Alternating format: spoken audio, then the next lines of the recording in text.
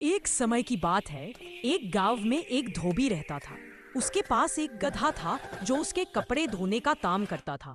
रोज धोबी सुबह गधे की पीठ पर कपड़ों से भरी टोकरी रखता और नदी की ओर जाता था। गधा बहुत आलसी था। उसे काम करना बिल्कुल पसंद नहीं था। वह सोचता, काश मुझे इतना भारी बोझ न उठाना पड़े। एक दिन धोबी को बहुत भारी कपड़े ले जाने थे। गधा चलते चलते थक गया और रास्ते में बैठ गया। धोबी ने बहुत कोशिश की, लेकिन गधा हिला तक नहीं।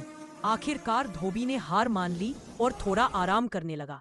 उसी समय वहां से एक व्यापारी का गधा गुजरा। उसके ऊपर नमक की बोरियां लदी थीं। दोनों गधे बात करने लगे।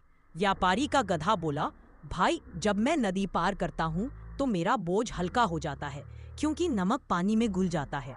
आलसी गधे के मन में एक चालाकी भरा विचार आया। उसने सोचा, अगर मैं भी पानी में गिर जाऊं तो मेरा बोझ भी हल्का हो जाएगा। अगले दिन धोबी गधे को कपड़ों से लादकर नदी की ओर चला। जैसे ही नदी आई, गधा जानबूझकर पानी में गिर गया। कपड़े भीग गए, लेकिन उसका बोझ थोड़ा हल्का लगने लगा।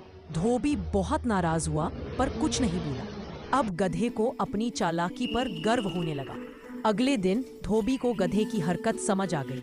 उसने इस बार कपड़ों की जगह सूखे कपड़ों के बजाय स्पंज और रुई की गठरी रख दी। गधा फिर से नदी में गिरा, पर इस बार रुई पानी सोखकर बहुत भारी हो गई। अब गधा उठ भी नहीं पा रहा था। धोबी ने गुस्से में उसे खूब डांटा। गधा पछता गया और सोचने लगा, मैं अपनी आलस और चालाकी के कारण खुद मुसीबत में फंस गया। उस दिन के बाद वह कभी काम से नहीं भागा। सीख, मोरल: आलस और चालाकी से कभी किसी का भला नहीं होता। मेहनत करने वाला ही सच्चा सुख पाता है।